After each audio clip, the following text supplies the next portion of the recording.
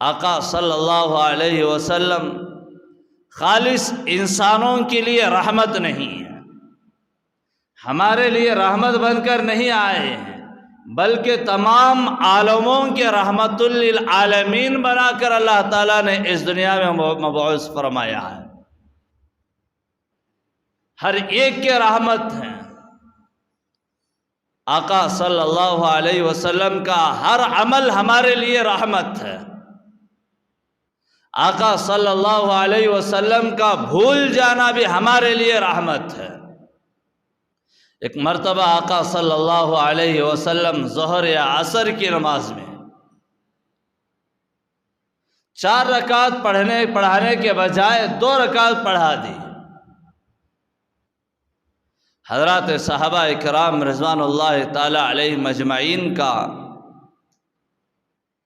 سوال بھی بڑا عجیب تھا، چونکہ آقا ہیں، یا رسول اللہ صلی اللہ علیہ وسلم، کیا آج کے بعد سے 4 کے بجائے 2 ہی رکعت فرض ہو گئے ہیں؟ اللہ کے نبی نے کہا نہیں۔ حضرات صحابہ نے عرض کیا یا رسول اللہ پھر تو آج آپ نے 2 رکعت نماز پڑھائی ہے۔ آقا صلی اللہ علیہ وسلم نے حضرات صحابہ سے فرمایا اے میرے جان نثار صحابہ، میں بھولا نہیں بلکہ بھلایا گیا ہے، کیونکہ میرے امت کے سامنے نماز میں کچھ کمیاں ہو جائے، کچھ خامیاں ہو جائے، اور میرے امت کے سامنے سجدے سہو کا مسئلہ واضح ہو جائے۔ سوچئے کہ نبی کا سونا بھول جانا بھی ہمارے لیے یہ معجزہ ہو، یہ رحمت ہو، تو ہمارے نبی کا یاد رکھنا ہمارے لیے کتنی بڑی رحمت ہوگی۔ اور ایک مرتبہ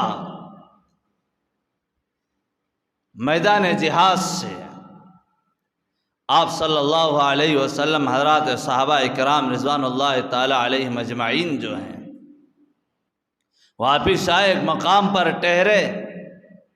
رات کی پہرا دینے کی ذمہ داری حضرت بلال رضی اللہ تعالی عنہ کو اللہ کے نبی نے دے دیا اور فرمایا اے بلال ہم سو جائیں گے، صبح تم جگانا۔ آقا صلی اللہ علیہ وسلم حضرات صحابہ کرام سو رہے ہیں، حضرت بلال پہرا دے رہے ہیں، اور نماز کے وقت میں حضرت بلال کو بھی نیند آ گئی۔ سورج کے کرنیں، سورج کے شعاعیں نبی صلی اللہ علیہ وسلم کے رخسار کو، چہرے انور کو بوسہ دینے لگے۔ اللہ کے نبی علیہ الصلوۃ والتسلیم کی نیند بیدار ہوئی تو اللہ کے نبی نے حضرت بلال سے فرمایا بلال آپ بھی سو گئے اور ہم لوگوں کو نہیں جگایا؟ حضرت رسول اللہ صلی اللہ علیہ وسلم نے فرمایا بلال آج کا ہمارا یہ سونا میرے امت کے سامنے قضا نمازوں کا مسئلہ واضح ہو گیا ہے۔ سوچئے کہ نبی کا سو جانا ہمارے لیے جو ہے رحمت بن رہا ہو، اور نمازوں کا قضا نمازوں کا مسئلہ واضح ہو رہا ہو، اور نبی کا جاگنا، نبی کا ہوش میں رہنا ہمارے لیے کیا فائدہ ہوگا۔ یہ نبی ایسا نبی، ہر ماں کو اپنے بیٹے سے بڑی محبت ہوتی ہے، بڑا چاہتے ہی ہے، بچہ غلطی بھی کر دے ماں کا دل رحم آ جاتا ہے۔ اسی طریقے سے اس امت سے آقا صلی اللہ علیہ وسلم جو ہے بڑی محبت فرماتے تھے۔ اللہ تعالیٰ سے یہ دعا کرتے تھے، یا اللہ میں کسی کو ماروں یا کسی کو بد دعا دوں، یا اللہ اس مار کو، اس بد دعا کو اس کے حق میں ذخیرہ بنا دے اور ہدایت کا معاملہ بنا دے، یہ دعائیں فرمایا کرتے تھے۔ ایسے نبی کی امت میں اللہ تعالیٰ نے ہم لوگوں کو پیدا فرمایا۔ نبی معمولی نبی نہیں، اگر یہ نبی اس دنیا میں بھیجنے کا منشا اللہ کو نہ ہوتا، اس کائنات کو، اس نظام کو، جنت و دوزخ و آسمان و زمین کو اور مخلوقات کو، دنیا کی ایک ذرے کو بھی اللہ تعالیٰ پیدا نہ کرتا۔ اللہ تعالیٰ نے اس نبی کے صدقے سے اللہ تعالیٰ نے اس کائنات کو، اس نظام کو، ذرے ذرے کو پیدا کیا۔ حضرت آدم، ہاں یہ بات پہلے ذہن میں رکھ لیجئے، نبی اس وقت بھی نبی تھے جب حضرت آدم علیہ الصلوۃ والتسلیم کا پتلا ابھی بنایا بھی نہیں گیا تھا۔ اللہ تعالیٰ نے اپنے نور سے ایک وجود بخشا، وہ وجود جو ہے آقا صلی اللہ علیہ وسلم ہے۔ اللہ نے نبی کے نور سے 4 حصے تقسیم کیے اور اسی نور کے صدقے اللہ تعالیٰ نے جنت کو اور عرش معلیٰ کو، کرسی کو، اور جو ہے وہی نور کے صدقے اس کائنات کو، اس نظام کو اللہ تعالیٰ نے اس نور کے طفیل بنایا۔ ایک مرتبہ حضرت جبرائیل علیہ الصلوۃ والتسلیم اللہ کے نبی کی خدمت میں آئے۔ اللہ کے نبی نے پوچھا، بھائی جبرائیل آپ کی عمر کیا ہے؟ حضرت جبرائیل نے عرض کیا، یا رسول اللہ میری عمر کا تو کوئی اندازہ نہیں ہے، لیکن ہاں اللہ تعالیٰ کے یہاں اوپر، آسمانوں سے اوپر جو ہے ایک نور چمکتا تھا، آسمانوں پر ایک نور چمکتا تھا، اس نور کو میں 70 مرتبہ، 70,000 سال میں ایک مرتبہ وہ نور، وہ ستارہ نکلتا تھا، اس کو 70 مرتبہ دیکھ چکا ہوں۔ اللہ کے نبی علیہ الصلوۃ والتسلیم نے آپ کے عمامہ مبارکہ اٹھایا، وہ پیشانی پر وہ ستارہ و نور جلوہ افروز تھا۔ حضرت جبرائیل علیہ الصلوۃ والتسلیم نے پیشانی کو بوسہ دیتے ہیں اور فرماتے ہیں، یا رسول اللہ صلی اللہ علیہ وسلم، اللہ کی قسم کھا کر کے کہتا ہے، یہی وہ نور، یہی وہ ستارہ میں آسمانوں پر 70,000 سال میں ایک مرتبہ نکلنے والے اس نور کو میں 70 مرتبہ دیکھ چکا ہوں۔ سوچئے کہ آقا صلی اللہ علیہ وسلم کا نور کہاں سے آ رہا ہے۔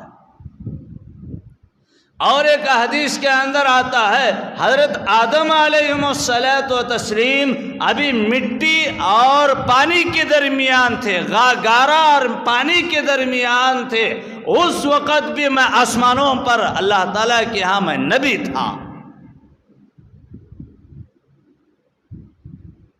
اور آگے آئیے،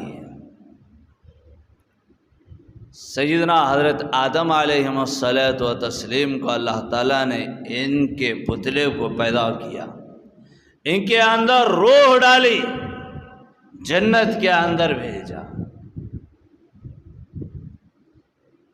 جنت کے اندر ایک بڑا محل ہو، آپ اکیلے نہیں رہ سکتے، سکون نہیں ملتا۔ سیدنا حضرت آدم علیہ الصلوۃ والتسلیم نے اتنی بڑی جنت میں ہے ایک بشر، ایک انسان، کچھ کمی محسوس کیا۔ اللہ تعالیٰ نے حضرت آدم کی ڈامی پھسلی سے اماں حضرت حوا کو پیدا کیا، جنت کے اندر بھیجا۔ عورت ذات حضرت آدم علیہ الصلوۃ و تسلیم نے حضرت حوا کو ہاتھ لگانا چاہا، اللہ تعالیٰ نے کہا خبردار آدم ہاتھ نہ لگائے، نکاح شرط ہے۔ آج میرا نکاح، آپ کا نکاح، قاضی جو ہوتا ہے وہ نکاح پڑھائے گا، گواہیں ہمارے رشتہ دار ہوں گے، لیکن حضرت آدم علیہ الصلوۃ و تسلیم کا نکاح کے گواہ فرشتے ہیں اور قاضی جو ہے اللہ ہے۔ نکاح جو پڑھا رہے ہیں اللہ پڑھا رہے ہیں۔ حضرت آدم علیہ الصلوۃ و تسلیم سے کہا آدم حق مہر ادا کرنا ہوگا، یا اللہ جنت کے اندر حق مہر، میرے پاس پیسہ، میرے پاس دینار درہم۔ اللہ تعالیٰ نے کہا اے آدم تیری بیوی کا حق مہر یہ ہے کہ میرے حبیب حضرت محمد صلی اللہ علیہ وسلم پر درود پڑھ لے، تیرے بیوی کا حق مہر ادا ہو جائے گا۔ سوچئے کہ نبی کا وجود کہاں سے آ رہا ہے، یہ بتا رہا ہوں۔ ابھی دنیا کے اندر کوئی بشر نہیں آیا، ابھی حضرت آدم علیہ الصلوۃ و تسلیم کا وجود نہیں ہوا، اس وقت بھی ہمارے نبی ہیں۔ حضرت آدم علیہ الصلوۃ و تسلیم سے گناہ سرزد ہو گیا، فلاں درخت، فلاں بیج، فلانا پھل نہ کھائے۔ شیطان حضرت حوا کے ذریعے بہکا لیا۔ حضرت آدم علیہ الصلوۃ و تسلیم کو اللہ تعالیٰ نے جنت سے نکال کر زمین پر بھیج دیا۔ روتے رہے 300 سال کا عرصہ اللہ کے دربار عالیہ میں توبہ کرتے رہے، روتے رہے، توبہ کرتے رہے، روتے رہے۔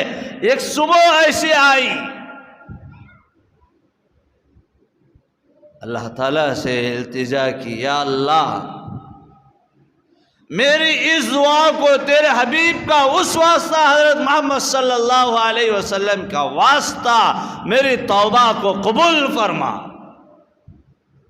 اللہ تعالیٰ نے ان کی توبہ کو قبول کیا۔ پوچھا اے آدم آپ اس نام کو کس طریقے سے جانتے ہو؟ حضرت آدم علیہ الصلوۃ و تسلیم نے کہا یا اللہ جب تو نے میرے اندر روح ڈالی، میری نگاہ کو اوپر کیا، وہاں پر تیرے نام کے بازو تیرے حبیب محمد رسول اللہ صلی اللہ علیہ وسلم کا نام بھی تھا، میں اس لیے اس نام کے صدقے سے میں مانگ رہا ہوں۔ سوچئے کہ اللہ کو نبی سے کتنی محبت ہے۔ اور آگے آئیے، حضرت آدم علیہ الصلوۃ و تسلیم نے اپنے آخری لمحات میں اپنے بیٹے حضرت شیش سے فرمایا آپ پر مصائب آئے، پریشانیاں آئے، آپ کے پر جو ہے مصیبت کا وقت آئے، تم جو ہے حضرت محمد صلی اللہ علیہ وسلم پر درود پڑھ لینا۔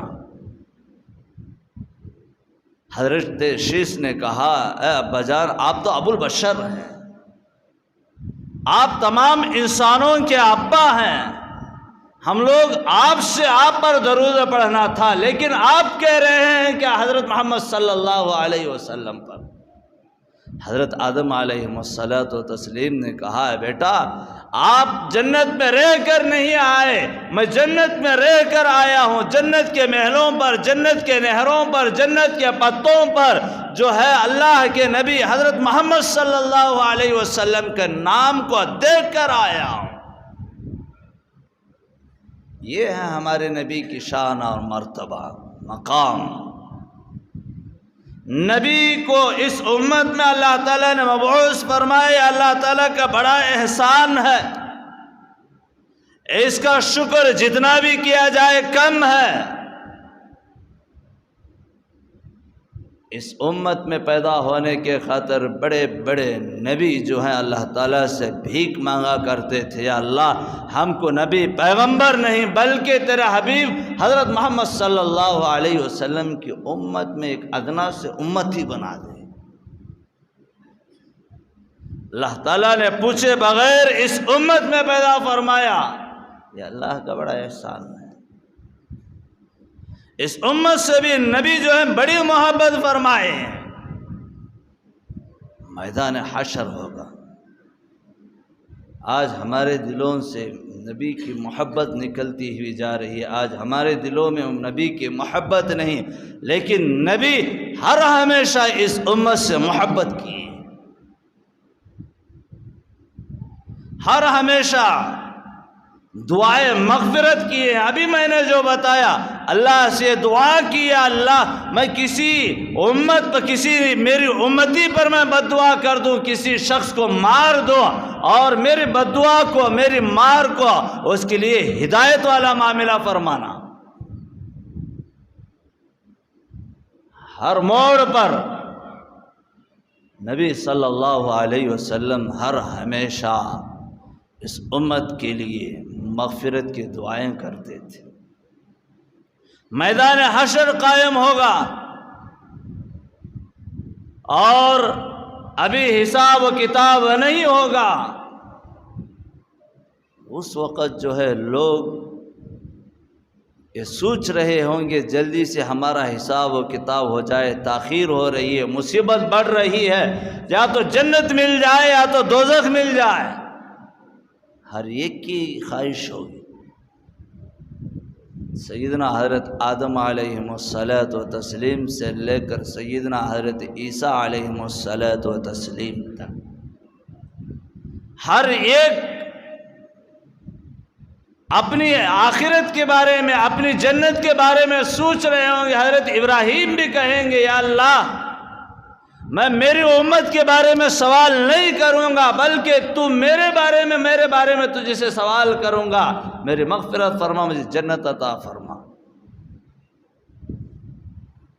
آج دنیا میں ماں باپ اولاد سے، اولاد ماں باپ سے، بھائی بہن سے، رشتہ دار سے بڑی محبت کرتے ہیں، اور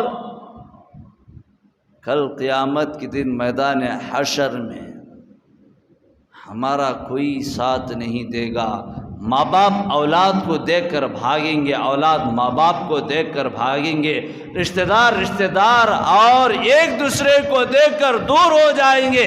وہاں کوئی کسی کا کام نہیں آئے گا سوائے آقا صلی اللہ علیہ وسلم کے۔ اس مصیبت، اس میدان حشر میں ایک ہی آواز آئے گی، یا رب ہب لی امتی، وہ آقا صلی اللہ علیہ وسلم ہوں گے۔ وہاں بھی آقا صلی اللہ علیہ وسلم اس امت سے اتنی محبت فرمائیں گے، اور اللہ کے سامنے سجدے میں گر کر گڑ گڑائیں گے، روئیں گے، ہمارے حق میں مغفرت کی دعائیں فرمائیں گے، اور ہمارے حساب و کتاب جلدی ہونے کی وہاں پر اللہ تعالیٰ سے التجا کریں گے۔ ایسے نبی کی امت میں اللہ تعالیٰ نے پیدا فرمایا، یہ اللہ تعالیٰ کا بڑا ہی جو ہے احسان ہم پر ہے، اور اس نبی کی امت میں اللہ تعالیٰ نے پیدا فرمایا۔ ہم لوگوں کو چاہیے کہ اس نبی کے سنتوں پر عمل کریں۔ اور نبی کی اور ایک شان بتاؤں، اللہ تعالیٰ نے اپنے بندوں سے کہا، اے بندو آپ پر نماز کا حکم ہے، نماز پڑھو، زکوٰۃ کا حکم ہے، زکوٰۃ دو، حج کا حکم ہے، حج کرو، اور روزے کا حکم دے رہا ہوں، روزہ رکھو۔ لیکن ایک جملہ ایسا جملہ ہے، ان اللہ و ملائکتہ یصلون علی النبی یا ایھا الذین آمنوا صلوا علیہ وسلموا تسلیما۔ اے میرے بندو، میں بھی، میرے فرشتے بھی میرے حبیب پر درود پڑھتے، تم بھی پڑھو۔ سوچئے کہ اس نبی کا مقام کیا ہوگا، اس نبی کا مرتبہ کیا ہوگا۔ لہذا محترم بزرگ اور دوستو، بڑا ہی درد کے ساتھ کہنا پڑتا ہے، ہم بڑے غدار اور نکمے نکلے کہ اس نبی کی محبت کرنے کے بجائے، اس نبی کے سنتوں پر عمل کرنے کے بجائے آج ہم غیروں کی محبت میں اترے ہوئے۔ وہ نبی اپنے پیٹ پر پتھر باندھے، اور وہ نبی اپنے سر پر مصائب کا بوجھ اٹھائے اور اپنے آپ کو بھوکے رہے، اپنے رشتہ دار، اپنے بچوں کو بھوکے رکھے اور دعائیں ہمارے لیے کیے۔ ہم ان کے وفادار بننے کے بجائے غدار بن کر ہم زندگی بسر کر رہے ہیں۔ حالات آپ کے سامنے موجود ہیں، ایک ایک گنواتا جاؤ تو وقت نکل جائے گا۔ ہم بڑے جوش و جذبے کے ساتھ یہ دعوے تو کرتے ہیں کہ ہم نبی سے محبت کرتے ہیں، ہم جو ہے نبی کی امتی ہیں، لیکن عمل کی بنیاد پر پیچھے، عمل کی بنیاد پر ہمارے دامنے خالی ہیں۔ حضرت مولانا زکریا علیہ الرحمہ جو فضائل اعمال لکھی ہیں، جب مدینۃ المنورہ پہنچے، ہجوم تھا، نبی پر سلام و درود پڑھے بھیجے، گھسنا چاہے کہیں کسی کو ٹکر نہ لگ جائے، بے ادبی نہ ہو جائے، اس مقام پر جہاں کھڑے ہو کر جہاں تھے وہیں سے سلام بھیجتے۔ خواب میں زیارت ہوتی ہے زکریا، جو لوگ قریب آ کر جو ہے سلام و درود بھیج رہے ہیں، ان سے بہتر جو ہے دور ہو کر جن کے دل میں محبت، میری محبت ہے، جو دور سے جو ہے درود و سلام بھیج رہے ہیں، ان سب سے مقبول آپ ہیں۔ محبت ایسی ہونی چاہیے، ہر ایک بات پر عمل کر کے دکھانی چاہیے۔ ہمارے نوجوان نسلوں کو دیکھیے، آج نبی کی ہر بات سے ہم منہ موڑے ہوئے ہیں، آج نبی کی سنتیں ہم لوگوں کو پسند نہیں ہے، نبی کا طریقہ ہم لوگوں کو پسند نہیں ہے۔ آج بڑے بڑے دعوے تو کرتے ہیں، اپنے چہروں پر نظر ڈالو، عمریں بوڑھے ہو گئے، لیکن نبی کی سنت ہم لوگوں کو پسند نہیں ہے، جس کے بارے میں حضرات علماء نے لکھا ہے یہ سنت ہے، سنت رسول اللہ ہے۔ اس کا مڑانا زنا سے بھی بڑھ کر ہے، چوری سے بھی بڑھ کر ہے، شراب پینے سے بھی بڑھ کر ہے، لیکن ہمارے چہرے پر وسترے پھر رہے ہیں۔ اور کچھ کہا جائے لوگوں کو درد ہوتا ہے، حق بات ہے، داڑھی کا مڑانا بڑا گناہ ہے، اور جس نے داڑھی کو مڑاتا ہے اس سے نبی نے منہ پھیر لیا، اس کا مقام کیا ہوگا، اس کی حالت کیا ہوگی۔ داڑھی رکھو۔ آج بڑے بڑوں کو دیکھ رہے ہیں جن کی عمریں 50 سال 60 سال ہو گئے، جب جوان تھا کہتا ہے حضرت داڑھی رکھنے سے بچی کیوں نہیں دیتے۔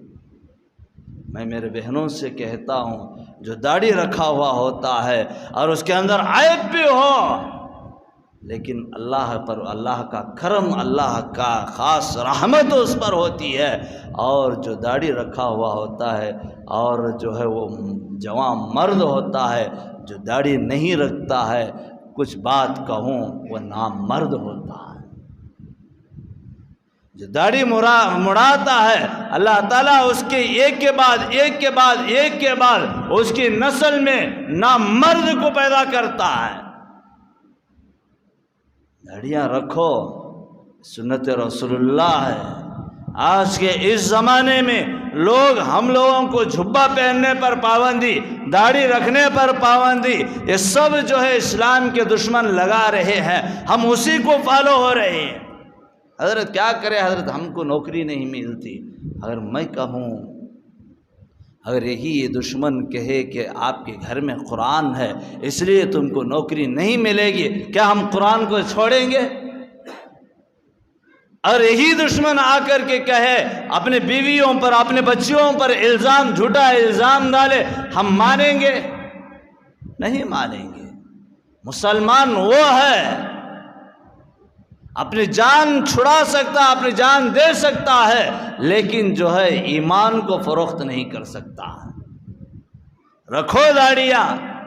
نوجوانوں سے کہتا ہوں آج کا یہ اس زمانے میں ایک ایک سنت پر عمل کرو، تم کامیاب ہو جاؤ گے۔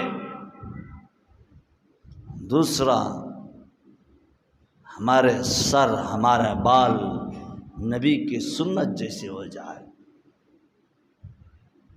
آج ہمارے سروں کو دیکھے اللہ کی لعنت برستی ہے، جن کا نام محمد سے جڑا ہوا نام ہے، اور جو لوگ حضرات اولیاء اللہ سے عشق کرنے کے جو ہے باتیں لوگوں کے سامنے پیش کرتے ہیں، لیکن ان کے سروں کو دیکھو سور سے بھی بدتر ہوتی ہے۔ یہ بڑے ماں باپ بچے کٹنگ کرا رہے ہیں اور جو ہے داغیں ڈال رہے ہیں سروں پر، ماں باپ کبھی ان کو نصیحت تک نہیں کرتے، چھوڑ دیے۔ میں سب کو نہیں کہہ رہا ہوں، چند لوگوں کے۔ آپ دیکھیں جو جنگلی جانور جو ہوتا ہے